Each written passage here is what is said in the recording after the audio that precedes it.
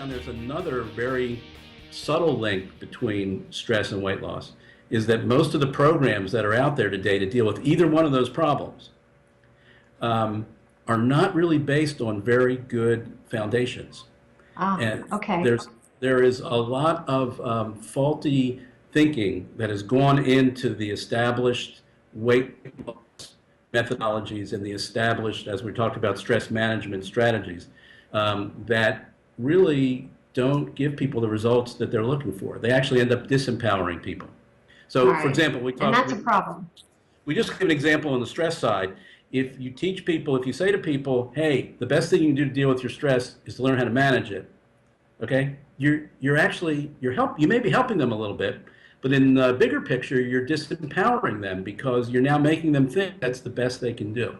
And again, we talked about how that's only really going to address symptoms. There's a whole other realm of learning how to deal with causes that you're not even inviting people to explore. So you're Right. really, in effect, and that's what's happening today. That whole stress management mentality is what's being sold to the public, and everybody's being sort of indoctrinated into this idea, which is a false idea, I believe, and a damaging idea, but very few people are talking about it. And that is that, hey, this is just healthier symptom strategy or set of strategies.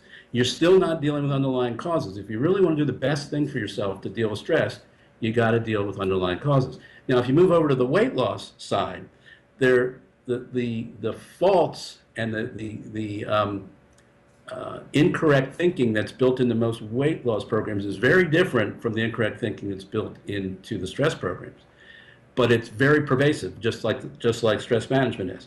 So there's all these theories about how to lose weight and how to motivate people and how to change behaviors and how to get people to diet and all that kind of stuff. And what I found is that this is like the most important, absolutely critical skill that you need to have. It doesn't even address it. Okay.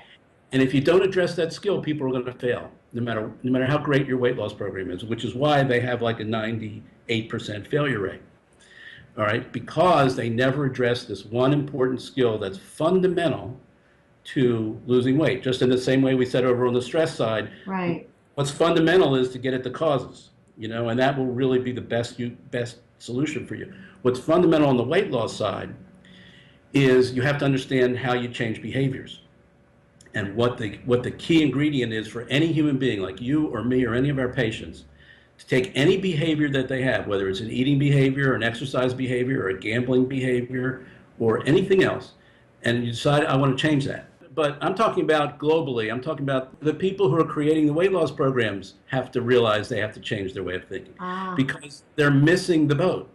Right. And they're actually sabotaging the very people they're trying to help, because they're not giving them the most important skill that they need to have. And that skill is very simple, actually, but it's been ignored. So when you and I want to change a behavior, okay, the fundamental skill that we need to have to do that is we have to be able to get up in the morning, every morning, and say what we're going to do about that behavior and do it. Make a promise to ourselves, or a couple promises to ourselves, I'm going to eat this, I'm not going to eat that, or this is what I'm going to do today.